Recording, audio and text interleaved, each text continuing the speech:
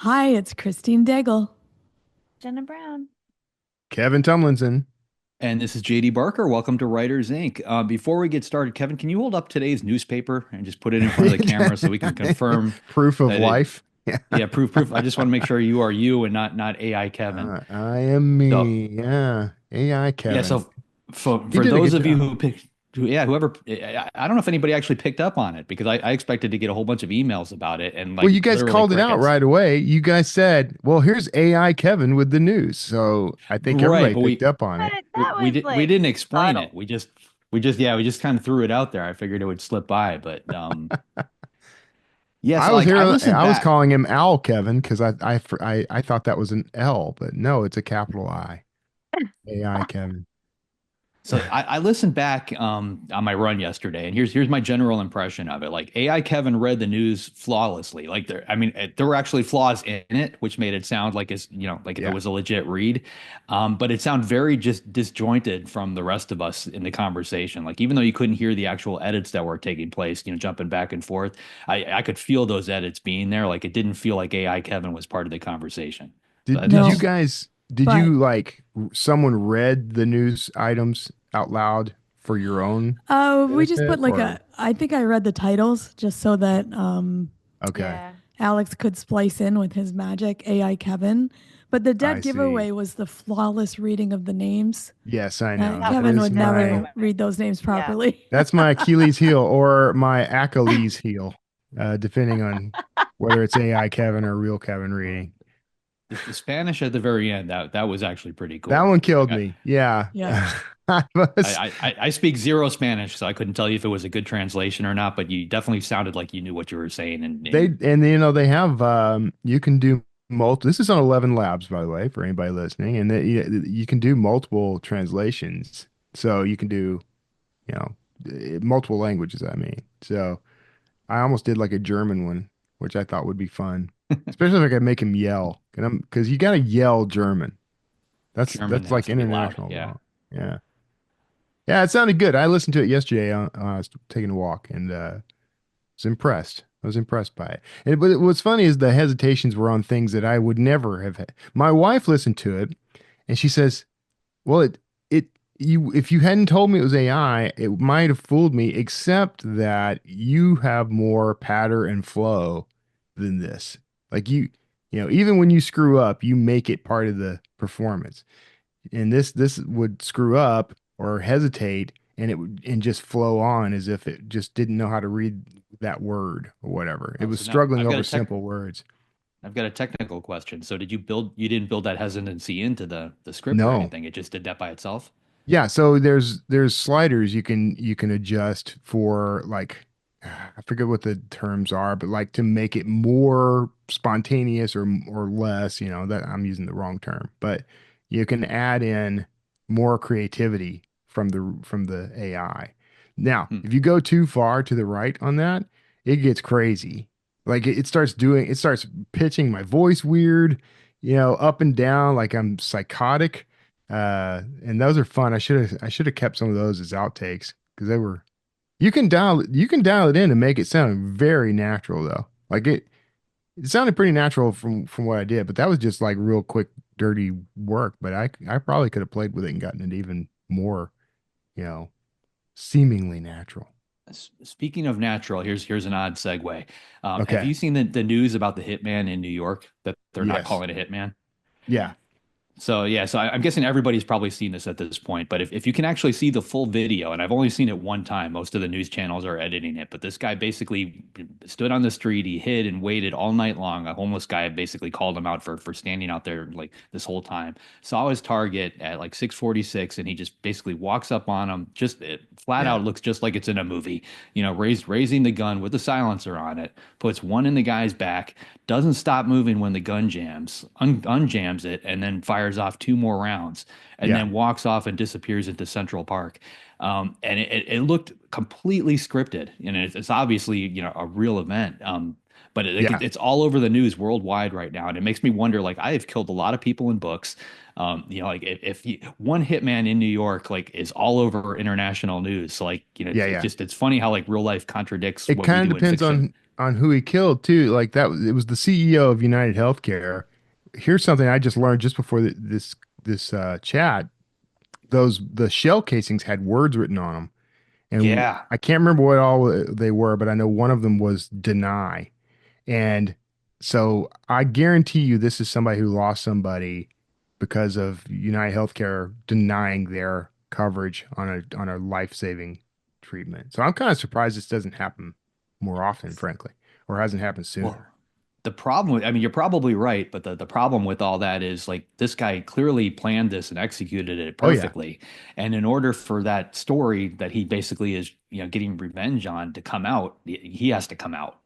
You know what yeah. I mean? Like they're not going to figure out what, the plan, the reasoning behind it unless this guy's in front of a camera talking about it. So Maybe I'm he curious doesn't to see care if if he's, it comes out though. Yeah. Maybe he's Maybe he'll fine do with it it not coming out. anonymous. Yeah. Maybe I mean, he's I'm yeah. sure he's targeting I, other CEOs right they'll now. I think we're going to see probably something narrow else. it Either down. Yeah, I think he's going to send out some other kind of message, somehow, clue people in as to why he did this and maybe try to stay anonymous. I don't know. But like, I just can't imagine going through that much trouble to send a message and then, only send a partial message. You know, Pretty definitive message though. Yeah. I Insurance mean, he sent the companies message. are a scam. Yeah. I hate insurance companies. Yeah, I'm with you, Jenna. You and I, we're the same kind of curmudgeon. I know. but neither of you hate him enough to stand out in the cold in New York overnight. Oh no, screw that. Well, I will I'm not be not, incriminated or I'm not going to bother crossing the street. That's too much work. I'm going to let someone else take care of it. yeah, there's plenty Uh, of angry Okay. people. well, speaking of news, we should probably get to actual Well, I want to related- know about, speaking of AI, if JD, Oh, okay. you wish that you had an AI double to go see Oh. Frozen, the Broadway Oh, that's right. edition. I forgot. Your daughter. Yeah. Oh I was man, we're gonna I talk almost about got you that, out huh? of it, JD. I almost got you off the hook from having to talk about it. But Yeah, so Relive my that wife, trauma. my wife sprung this on me last week. A friend of ours just bought like an entire row at the local theater for Frozen, the Broadway play like version of it. They were here in town, and my daughter is like just enthralled with that kind of stuff, and like that's honestly what got me through it. It's just watching my daughter's reaction. Like she was at the edge yeah. of her seat, screaming and clapping, and just like she loved every second of it. I've seen that movie more times than I can count because of my daughter. Like she always wants me to see that one. Lately, it's The Wild Robot. I've seen that one probably a dozen times, but she gets hooked on one movie. So I knew every song. I knew, all the dialogue. What I was actually impressed with though were like the set changes and like how quickly and seamlessly Yeah. everything flowed. Like there was not one like pause of hesitation in the entire thing, and like that was impressive. Yeah. Was this Did an you ice sing show? along? Did you sing? I did not. Oh, There were that's plenty of other unfortunate. people singing for us though. Was this like an ice show or was it a stage show? No, it was at the Portsmouth Music Hall. So it was Oh, it okay. was basically the Broadway version of this. I don't think it was actually the Broadway players. Like it was somebody, some local group Yeah. or something. But it Do, was a do big they production. I mean, the sets were huge. do they That's still do cool. like ice capades and shows like that? Disney Yeah. on Ice and all Oh, that? yes, they do. This seems like a missed opportunity to do Frozen Oh, on I'm sure ice. they have it. Okay. All right. I'm sure they do. Yeah. All right, Kevin, do the news. I'm done now. All right. Step in for me, AI Kevin. All right. Now, why bookstores are booming even in the age of online shopping. Citing a surge in reading, brick and mortar bookstores are making a massive comeback and suddenly booming even in the age of online ordering. Barnes& Noble opened close to 60 stores this year, the most since 2007. Barnes& Noble CEO James Daunt is sometimes going with smaller stores with an indie bookstore vibe where the store team has more control. 300 new indie bookstores also opened nationwide. And I'm for one am very happy to see this trending upward. Yeah. I was thinking this through, and I think it's social media. Because I work very heavily with book talk influencers and people on Instagram and things like that promoting titles, and they all want physical copies. Yeah. Mainly because they're filming videos now to go along with them, or they want to hold up that book in their hand when they take pictures, or they want to stage the book, things like that. But I think the fact that the influencers are using physical books is causing the people that watch those influencers to want to run out and buy a physical book.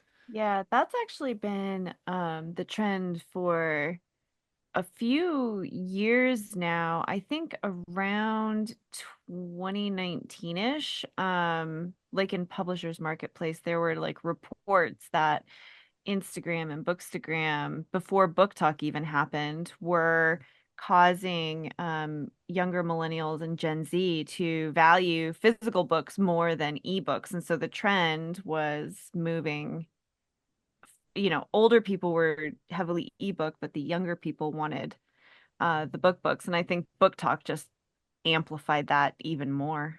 Yeah.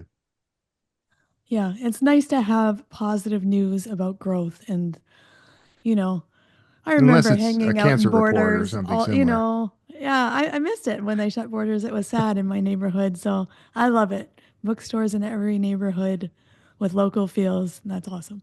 I watched after watching the video associated with this, YouTube played another video from a few months back from the Wall Street Journal. But one of the things it said that I thought was interesting was that they were kind of leaning heavy on the idea that Barnes and Noble is now using the tactics that were first popularized by the very bookstores that they helped run out of business.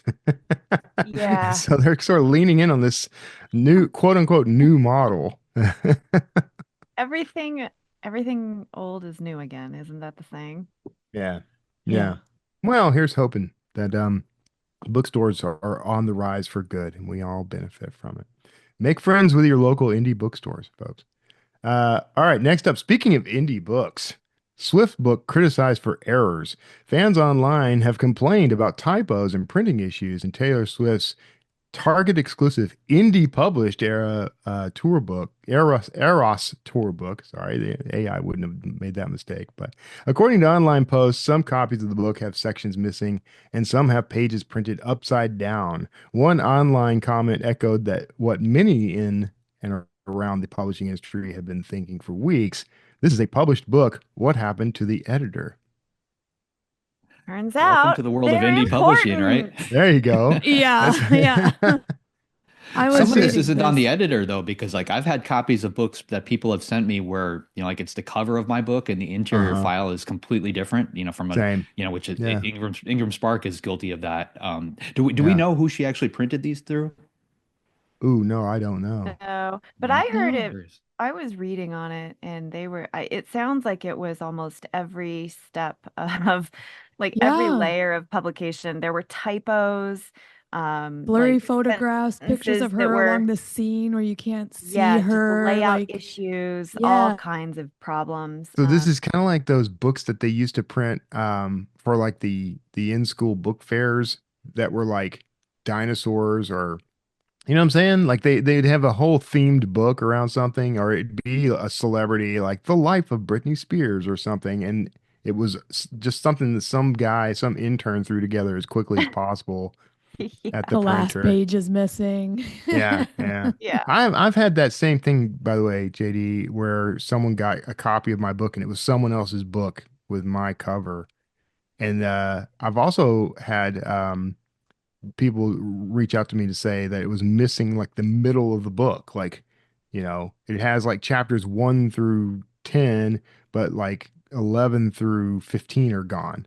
Hmm. So this sort of thing happens. But for it to happen with such a high profile book Yeah. is And it's kind of untenable. I think someone said that they stopped counting at 42 typos.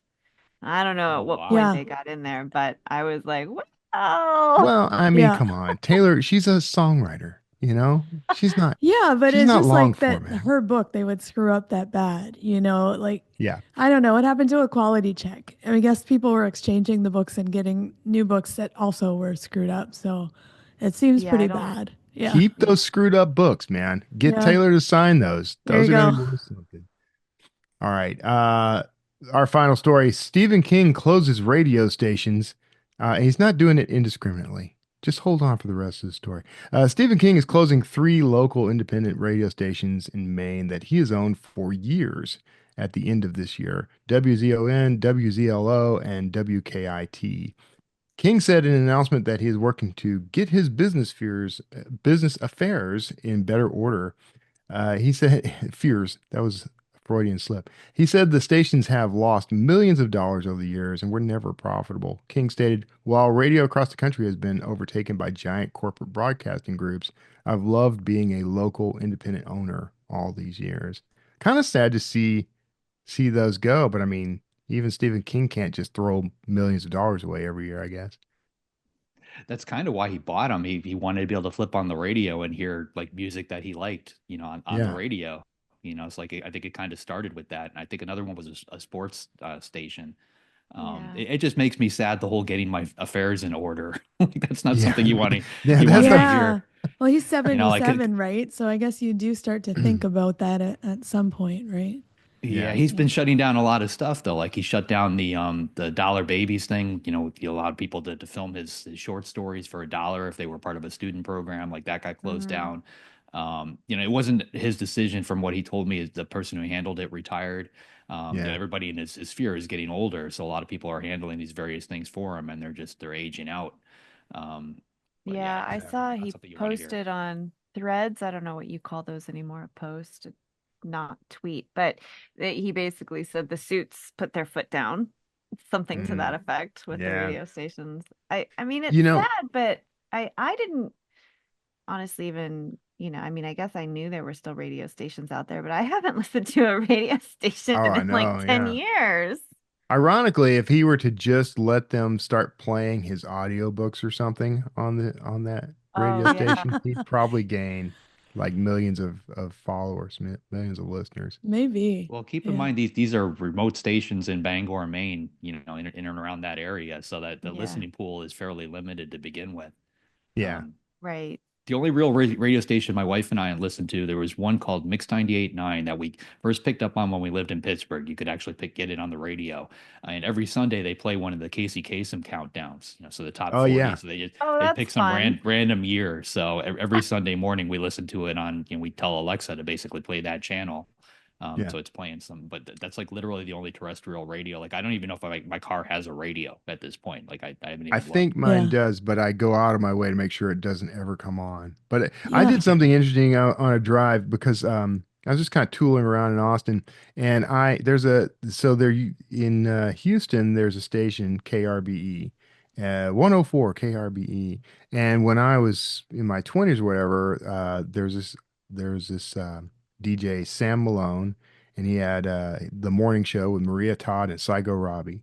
And I just got to thinking about that. And so I went on YouTube and found people had actually like they had recorded that stuff, on tape recorders and stuff. So they've uploaded all that to YouTube. So I was rolling around listening to, all this stuff I used to listen to when I was in my 20s as if it was live. So your head gets into a weird space when you do that. Like you start thinking like, oh, Hootie and the Blowfish are coming to town. You know what's weird though? I did an interview that JD was supposed to be on, but I don't know, something happened with the telephone pole and there was no internet. So I ended up doing it by myself for House of Mystery on NBC. I think they're out of Seattle. And they put everything on like Spotify and YouTube. Yeah. I mean, I think that's probably the way you have to survive now because Yeah. everything is so global. So they're putting it on all the platforms as well as regular Yeah, radio. I still do radio interviews. I still do interviews on radio shows. And what's sad is like most of the time though, they're like AM shows or something, and I can't actually hear them because they're not online. But it is Yeah. still out there. People still listen to AM for sure. So Fascinating. that's all the news for this week. And I'm real Kevin. Okay. Possibly. We don't know. We're not sure. All right, JD, who is up this week? This week, we've got Melanie Herschorn coming on. Melanie is the founder of VIP Book Marketing. She regularly works with consultants, speakers, professionals, and business owners to not only help complete their first book, but to help leverage it and raise their profile. Here she is, Melanie Herschorn. Well, thank you for tuning in with us, Melanie. This is Melanie Herschorn. We established right up front. And I'm glad to have you on the show. We're going to talk about something that, we actually don't talk about this on this show as often as we probably should, which is the whole marketing and PR aspect of being an author. We talk a lot about craft. We talk a lot about, all the things associated with writing a book, but we don't really talk that much about what to do when the book is written. So thank you for being our Sherpa through up this mountain of promotion. Oh, my pleasure. Okay, we got to bundle up because it gets cold. Yeah, it gets chilly up in these parts. So, first of all, let's talk about you. Let's talk about what you do because you've got a whole agency kind of thing going on here. Let's introduce that. So, what brings you into this world? So my company is called VIP Book Marketing and Publishing. And so that's what we do. We treat people like the VIPs that they are, and we help with your book marketing and your publishing. I like to be very clear on that. Excellent. The reason that I got into this is a little bit circuitous. I don't know how far back you'd like me to take you. Just imagine there's the wavy lines of the Okay, flashback really happening right now. Yeah. Is that Wayne's World? Yeah. Yes, Wayne's World. So a long time ago, I became a celebrity publicist. Okay. And I was walking red carpets and writing press releases and stuff like that. And I enjoyed it, but a specific celebrity told me off on my birthday a couple times. And I said, that's it. I cannot do this anymore. So I decided I was going to go and get a master's in journalism. And I did that. Then I was working at a radio station in Pennsylvania as news show, radio news and reporting. Okay. And I decided that because I was newly married, I was ready to have my first child. All right. So I was going to have a baby in a non-election year because that is what you should do when you are in a newsroom of all men. Okay. Yeah. Yeah. I remember. So- Yeah. Okay. Never had to go through that myself, but yes, I remember. Yes. So here I am, 5 months pregnant, and I get laid off. Hmm. And I was like, now what? I am unemployed and unemployable. Yeah. And I was fortunate to be picked up by the local newspaper, and the managing editor, she said, well, we want you to come and freelance. I said, but look at me, I'm pregnant. She goes, I don't care. Okay. So I did that for a while, and then I moved across the country, landed in Phoenix where I am now, and thought, well, I have a child, so I could pay a nanny more money than I would make as a journalist, or I could do something completely different. I'm going to design and manufacture breastfeeding clothing. Okay. That does seem like a natural fit. Definitely, yes. It's circuitous. So I learned everything that I could learn about being a designer, a manufacturer, retail, Shopify, all the things. And by 7 years in, I was selling my clothes on Nordstrom.com. They were on Amazon and, different boutiques. And then I hired somebody to help me with my marketing. And it was a toxic relationship. She was belittling me at every turn. And eventually I closed the business. And then I was at square one again. Oh, yeah. And I thought, what now? Yeah. And what was now? So what was now was I looked back. Yeah. And I looked at the through line. What is it that I have been doing all these years? Hmm. And it was truly giving voice to the voiceless and helping support people in a way that will always make them feel good and that they can do it too, Yeah. whatever it is. And specifically marketing. So I decided, I got myself a business coach, and she said, you should really do copywriting. You're really good at it. You got a master's degree. You should do that. And I was like, well, I can do that. Okay, sure. So I did that. And then I got myself another business coach, and she said, do you want to do that? And I said, you mean I have a choice? I didn't know. I didn't know that as an entrepreneur, you don't have to pigeonhole yourself into things. You get to choose. Yeah. I chose to move into marketing strategy. And at that moment, I started getting phone calls from authors Okay. almost immediately. Yeah, because And authors do not want to do their own marketing. Just No. pro tip And there. Right. So what I do is I offer the strategy on how to take your book and really make a big impact with it. Because I do believe that there is this very simple equation, and it's publishing plus promotion Yeah. equals elevated thought leadership. Your book will not automatically become a bestseller and change your life if people don't know about it. Right. Exactly. Yeah. So that you've what you've done is you've identified and then I guess built something to fill sort of one of the biggest pain points every author has, which is marketing and promotion. Publishing is, depending on how you're doing that, there's lots of remedies for that. But the marketing side of it is a big hole. So what are some things specifically? And you've got a book. We need to talk about the book, your new book. Make a big impact with your book. That is your book. So let's talk a bit about how that, fits into this equation and what you're bringing to people with that. So I think your question is there's a big hole, Yeah. and how do we fill it? And how does my book help with that? Is that Yeah. Let's start okay? with how we fill it. You can bring your book in.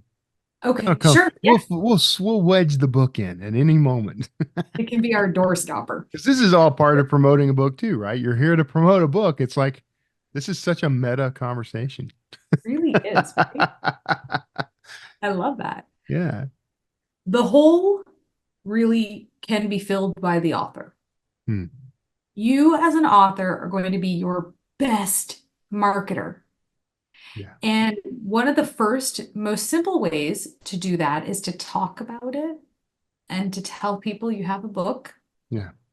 Sometimes we as authors don't want to bring attention to ourselves, or maybe we feel weird about it for whatever reason, or we feel like, well, I posted about it 3 weeks ago and I don't want to bother people. Yeah. Whatever silly stories we tell ourselves. The truth is, if you talk about your book, people will know that you wrote it.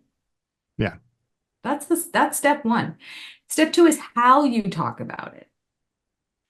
It's very hard to read the label from inside the bottle. So often having a support, somebody to support you in that, to keep you accountable, to look at what your book is about and who you're trying to reach with it is helpful. But in general, looking at the messaging and what you're saying about it. I don't even need to use like fancy marketing terms. Just like, what do you tell people your book is about? If you tell them it's about something that's going to resonate with them, using the words that they would use to talk about that issue, it's Yeah. a match made in heaven. Exactly. Yeah. So when we're talking about marketing, what are you specifically referring to as marketing in this process? Because a lot of people fall back on things, a lot of people worry about like, I don't like to use social media. I hate TikTok, or I don't have a budget to run ads. So, what is marketing in this context? Well, this is pretty comprehensive what I'm about to say. So All right. let's start with your marketing foundation. That is what you have out on the internet for people to find about you. Okay. So your website, it's your social media. When people look at your book, maybe they find it on Amazon, or maybe they're watching something and they come across your book, they're automatically going to go and look to find you on social media or on your website. That's just what we do. We don't watch TV without doing 7 things at the same time. Right. So, I had a client who was on the Kelly Clarkson show, has an average of 2 million viewers per episode. Wow. His Instagram doubled overnight because these people were not just watching the show, they then pulled out their phones and found him on Instagram.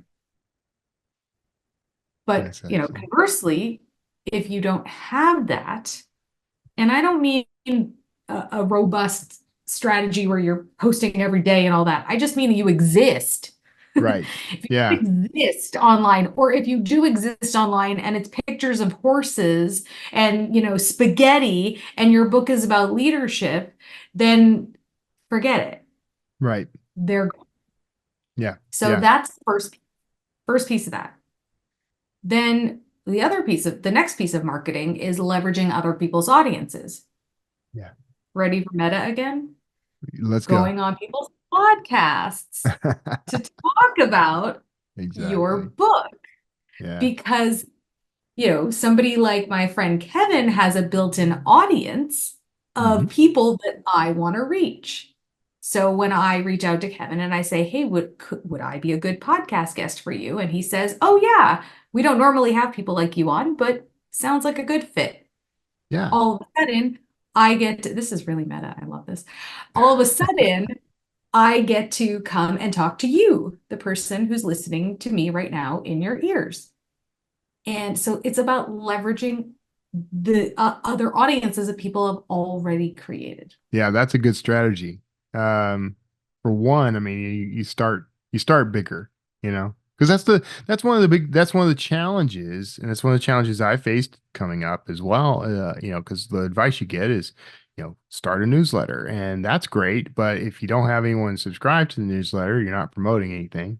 So that idea of go find the bigger audience and appeal to someone else's big audience. But how do you entice, that person, like that person with the podcast or the YouTube channel or the big Instagram following? Like, what are you doing to entice them to want to share you? Well, it's all about your message. Okay. So if I had come to you and I had said, Kevin, I wrote a book. Yeah. I am so good. It is so awesome. You need to have me on your show. Would you have even bothered to respond? No, of course not. Probably not. Yeah. But if I had said, well, and I did, Kevin, I love your show. Yeah. I think that the takeaways that I can give to your audience would benefit them. Would you be open to having a conversation about having me on your show? That lands a lot better. When you come from a place of service, you're going to get a lot more, what do they say, like flies to honey than Yeah. vinegar. Yeah. Yeah, exactly. Yeah. And you're showing them as well that, like, you're not just, spamming a bunch of folks and hoping you're going to show up on a show. You've actually taken the time to get to know that show, or that person's blog, or whatever it is, whatever the media is. What about branching out from there? Because this is a very, like, DIY kind of space, but a lot of us, like, I'm one of these, like, how do I get this Kelly Clarkson show, or how do I get bigger? That's what I'm interested in. So are there tips for that? Absolutely. So one of the mistakes I see a lot of authors make is they jump from publishing to hiring a PR firm. Yeah.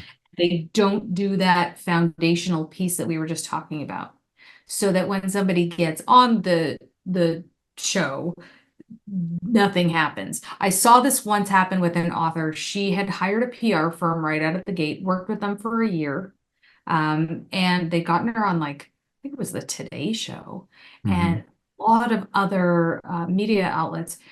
And when I spoke to her, I said, well, how many books have you sold? And she said 100. Yeah. And over the course of an entire year, having been on the Today Show, she sold 100 books. And Wow. I said, wow, okay. So I like a challenge. So I said, all right. And I pulled open her website and I went, oh, that's why. It was so unclear Yeah. what she did that anybody who has to think, and I was even like, I was trying to think and I still couldn't figure out what I was looking at. Right. So, Right. and we don't want to think, we just want to know what's in it for me. Yeah. So having that foundational piece is very helpful. And either pitching yourself to the media or hiring a PR firm to pitch you to the media, because PR specialists, they have relationships. Right. Yeah. Yeah. And in business, relationships are everything. Yeah. So there are two ways to do it, and you can absolutely do it. Yeah. Yeah. So I'm getting the vibe, and you can correct me. You can totally correct me. That like your primary clientele is probably nonfiction, like that in that genre. We'll say. Do you ever work with like fiction authors and that sort of thing? You do? Yeah, Okay. absolutely. So I work with children's book authors Oh, too. good. And I'm in the middle of working with this amazing fiction author. And at first, when she was introduced to me, I was like, oh, no, fiction, not gonna, not, no, no. And then I realized that it's the same process to help build an author brand for a fiction author Yeah. as it is for a nonfiction author. It's just that the goals end up being different because a Mhm. fiction author they want to sell books. Yeah.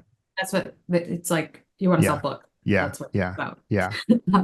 Nonfiction, there are lots of other things to do to Right. make money. Yeah.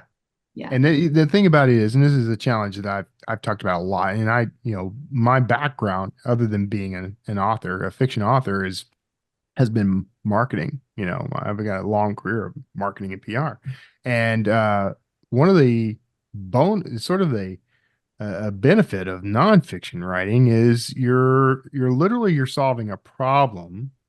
And so all your materials are aimed at answering a question, right? So someone goes on Amazon and they search for like, how to, I don't know, tune a car or something like that. And you've written a book on that, and your book comes up in those search results. The problem is that for fiction authors, we do not get that benefit.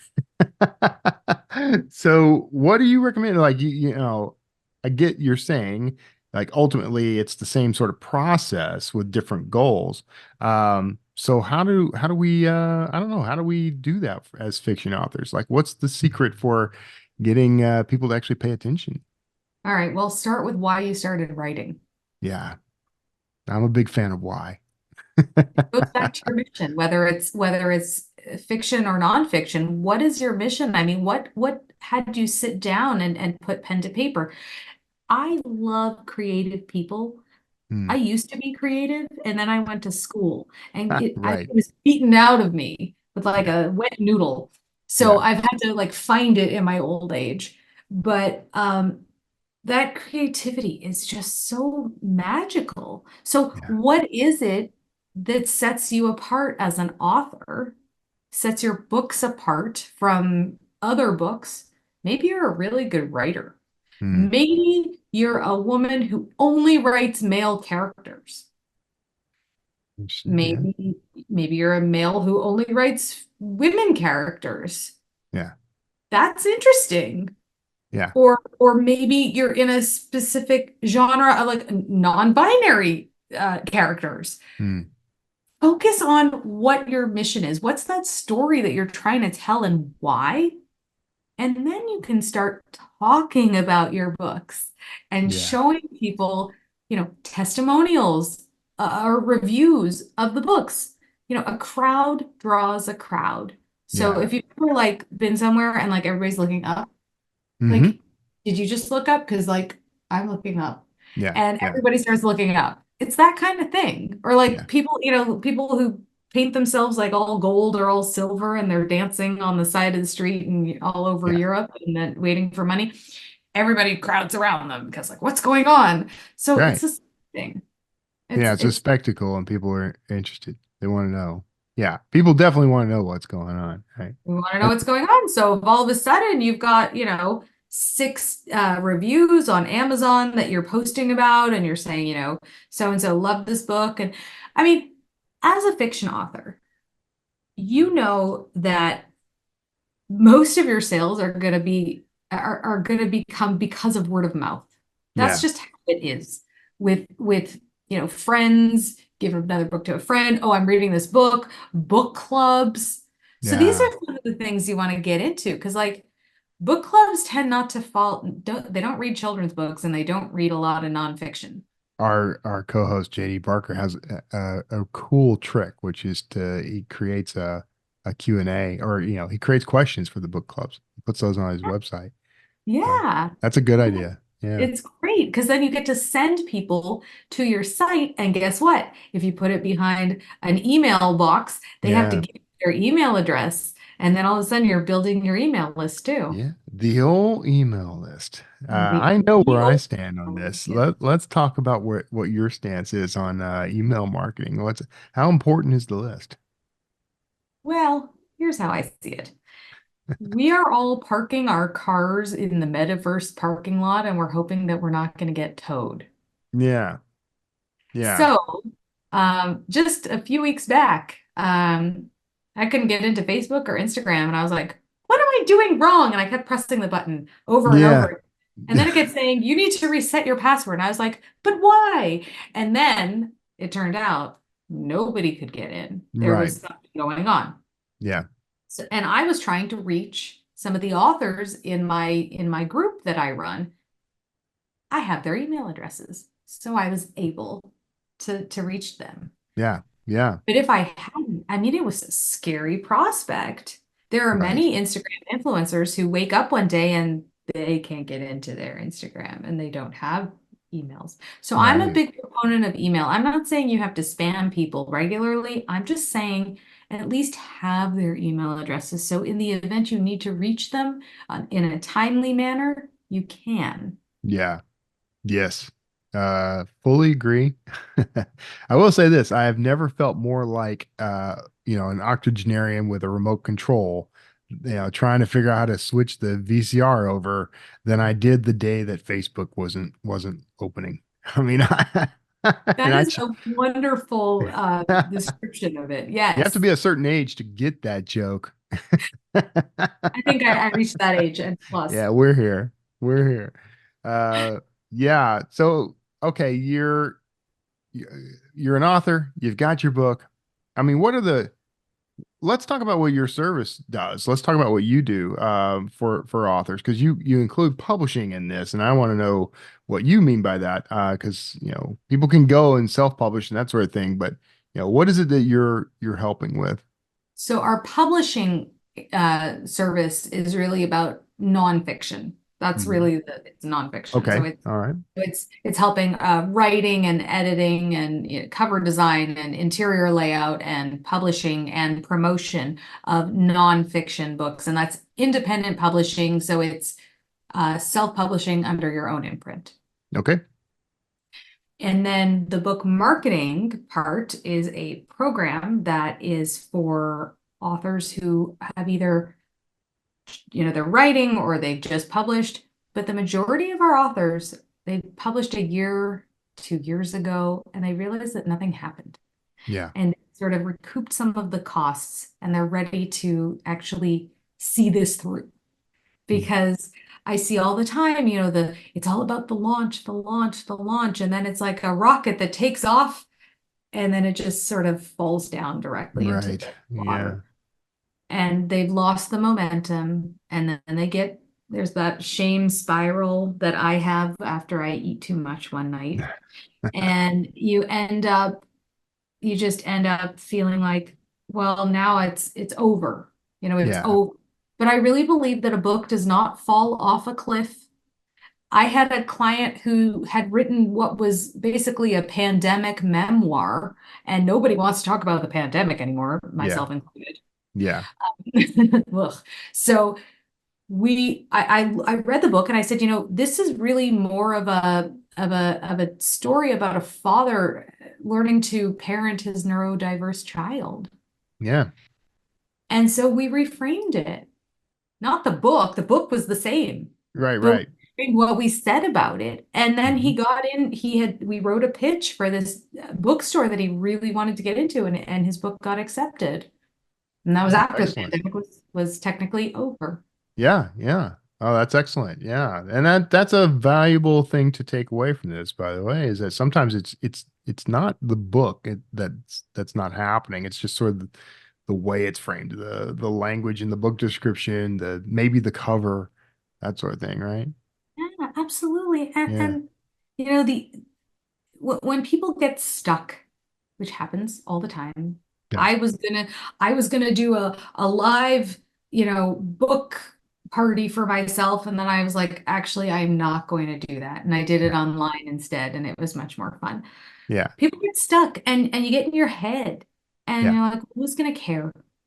Yeah. Who's gonna care? Or, oh, and I don't know if this happened to you, but the people around me, like friends, people who don't do what I do, Right. don't understand what I do, Right. and they don't get it. Yeah. And sometimes they're even less supportive. Like my book was out for several months before I got my mom to buy it. Yes. I feel that. I do. I really do. Yeah. So, so all that to say, sometimes we get in our heads and we're like, oh, this is a silly idea. Just go back to your mission. Yeah. And why did you write this book? What do you want to bring to the world with this book? Mhm. Just hold on to that and keep holding on to that. Excellent. Yeah. Well, all right. We're getting close. We need to wrap up, but the title of the book is Make a Big Impact with Your Book. Where are people going to be able to find this? First of all, where can they find you online? Oh, well, all they have to do is type in VIPbookmarketing.com and I'm there. Excellent I'm domain name, by the way. Yes, That's quite a score. thank you. VIPbookmarketing.com. Very good. Thank you. Thank you. And I And my interrupted. book, Go ahead. oh, it's okay. My book is on Amazon. Okay. That's where I like to sell it from because it's easy. Yeah. And I like easy. I do. I am a big fan of Easy for sure. Yeah. Excellent. Okay. And and I saw actually, I think something popped up when I went to your website promoting the book, which, Yes. if you want a little bit of a sneak peek at what your book's going to help them do, go to the website, right? All right. Exactly. Well, Exactly. excellent. Well, thank you, Melanie, for coming on. What before we wrap up, one last question I want to ask you is, if you're face to face with the listener right now, what's the best quick piece of advice you'd give them before you have to step off that elevator? What would you tell them in regards to marketing their books? It is a long game. Marketing is a long game. And I call consistency the granny panties of book marketing because it's not sexy. It's Yeah. really, but you put on your underwear every single day. And if Yes. you can put your book out there and put your mission out there on a regular basis, that compounds over time and you Yeah. see results. Excellent advice. And I put my underwear on just like everybody else overhead. Okay. We're gonna go ahead and wrap up. Thank you again, Melanie, for being on the show. Thank you so much, Kevin. All right. My first question is the most important one, the most obvious one, and the most serious, which is, do you put your underwear on every day? Because it seems excessive to me. That is so cringe. I'm not going to answer that. I'm I going do to call fronts, HR and have backs, them send you a insides, memo. outsides. Yeah. Yeah, that's Yeah. crossing some boundaries. Yeah, well, that's what we do on this show. Cross new boundaries. Why do you think that marketing and PR tend to be such a touchy subject to authors? What's that about? Do you have any trouble talking about yourself in your books? Any of you? Yeah, of course. Especially to people that I know. I don't know why that feels weirder. I have an easier time talking to strangers about my books than like coworkers, but I did today. I talked to a coworker about my book and he bought it. So she inspired me. I'm like, hey, look It at this works. awesome book. Yeah, it did work. But I think that you kind of have to, I don't know.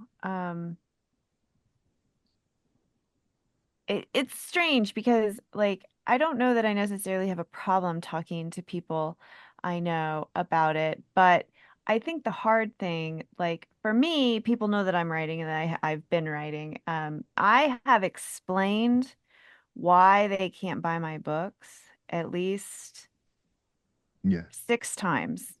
Um, and it's just kind of hard because you're like, well, I have to write it and then I have to query it and then agents either request it or they reject it. And then, you kind of, Yeah. and they start to like glaze over and they're like, okay, yeah, but like, when will it be on Amazon? And I'm like, maybe never. And Allow so me, the indie publishing guy, to explain to you how they could buy your books. they could. I am actively making a choice to not do that route right now. Yeah. But so I think it kind of gets hard. Like now when you have a finished product, obviously, I don't think that that's kind of the same thing. But even then, like, as you know, like you finish it and it's gonna come out, but it's like, oh, not until 10 years Hmm. from now. It's not that long. But there's always delays in traditional publishing. So I think I've heard a lot of authors say, and JD, you probably know this one, where by the time you get to talk about the book, you're already like so deep into a different project that it's hard to even like remember to talk about that book or what it was about or like why you were excited about it or anything about that. So I don't know. Marketing, I think that's probably why marketing is weird for people. Yeah, I mean, I run into that just because the books are coming out in different countries, So like Fourth Monkey is still coming out in brand new places, and even though I wrote that almost 10 years ago, I have to get on an interview and basically discuss it as if it's something I just finished, and be excited about it. What I've done over time is I use a program called Simple Note on my phone to kind of document everything. So I have a Simple Note document for each of my books that has my main talking points, that has the main characters in each of those books, because I will get those mixed up too. I'll like Yeah. forget that so and so is in this book and think they're in another one. So I That's have funny. that in there. I also have like the little one-liners that I write in the front of books when I sign them. For each book, I've got like a one sentence. That's Um, smart. yeah, because it's after a while it gets tricky to to get those all organized. When I write them in different languages, I have a few that like written in Spanish and other languages when I travel to other countries. I have a love-hate relationship, I guess, with marketing. I love the idea of marketing and I love coming up with new things. But I've never been able to market like the way everybody else does. I get very bored with it. Yeah. The book you guys just beta read for me, it's called Something I Keep Upstairs. It comes out next May. It's about a haunted house on an island that's real, like the real island, the real haunted house exists. So, I started looking at that, like how can I market this book? So I arranged a thing with a contest with the people who actually own it, where we're going to give away an overnight stay to one person for basically them and three of their friends. And they're going to get taken out to this haunted island on a boat, just the four of them. They're going to get dropped off and they're going to get picked up the next day. So they're out there for 24 hours all by themselves. So I had that running like quietly on Facebook ads, and we've gotten a ridiculous amount of people signing up for it. So I tend to look for that kind of thing, some kind of totally weird outside the box, and like that gets me excited. But when I Yeah. have to think about Facebook ads and running a Goodreads promotion, like those kind of things drive me nuts. I'm the Yeah. same way. I did a whole episode today on Wordslinger podcast where I talked about this because this is a thorn in my side too, and I'm known as a marketing guy, but I hate marketing, except that I do marketing all the time. And, because I lean in on content marketing basically. I want to create things that get people excited and then that leads them to the books. And that's a slow burn. Like, doing it that way means that the thing you're creating also has to be promoted in some way and it has to capture an audience. But I feel like I'm doing a kind of like go deeper and wider approach that way, and I'm just not a data guy. Like I'm not going to be able to be the guy who A/B tests everything and has like six different headlines and six different images to go with it, and checks the data and checks the demographics. I can follow that stuff, but Yeah. it's not natural for me. So Yeah. It's interesting. I remember when I was running ads and I got help from an expert and just watching him A/B test everything was yeah, really interesting. And like the ads you think are going to perform don't, and the ones you think might not do. And yeah, I mean, it's interesting, but then I don't, it's not that interesting for long. You're like, okay, I yeah. got this. I would just like to set and forget it. But yeah, I think when you're doing something innovative, that's always where the fun is. But yeah, running Facebook and Amazon ads Yeah. is not that exciting. I think I've been pretty lucky though in that I have very good instincts for this stuff, and so without all the data and testing and everything that a lot of people do, I've managed to do pretty well. with a lot of the marketing stuff that I've done, especially ads and things, just because I have a feel for it. Could they be better? Absolutely. You know, that's where I kind of want to partner with people who are better at that part. But, you know, that takes time and money and effort, and I'm no good for any of those things. Just terrible with it. So have you ever had to like reassess your career or your life and just start over? Like when did you Every realize? morning. Yeah, me too, it seems like.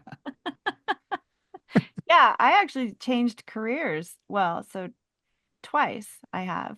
When I first graduated from college, I was a teacher, and I realized I like money.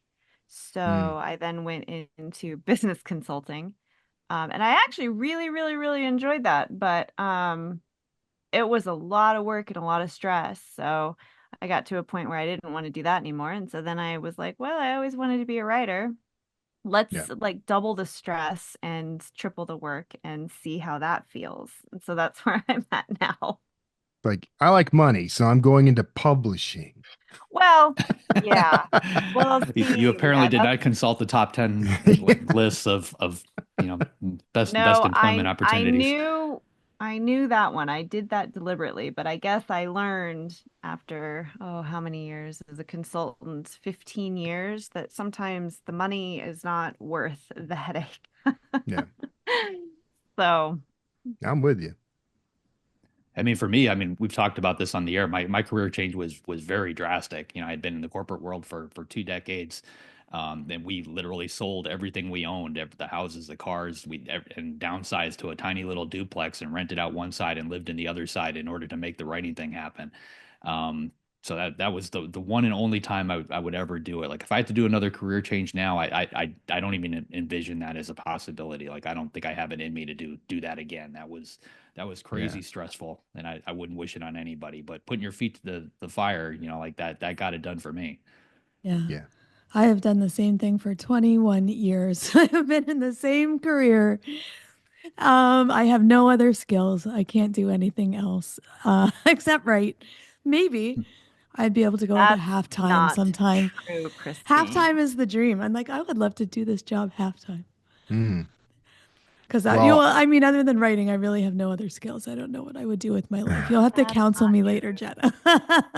my careers, like you start lining them up, and there's just a lot there. It's like, you know, it's like an open search on Indeed. Like you I just think that we should dedicate a whole podcast to just like timelining Kevin's careers. I think And this is that would be needed. helpful Yeah. to me actually, yeah, because I I think that found the that's other what we day should I do. was talking to someone about a job I had once that I thought was like in my 30s, but turned out to be in like my mid 20s.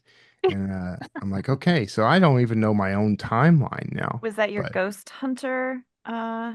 so that Or wasn't a your job. PI. That was just a Yeah, side or your gig. Yeah, that PI. was a fun thing. But yeah. Uh, Uh, I'm sure that you were but like yeah, you that dabbled in surgery at some point. here's what I discovered though. I'm kind of like JD. Like the writing and the sort of aspect of being a creator, that's what my work has actually been my whole life. Everything else was me kind of branching out to explore something I found interesting.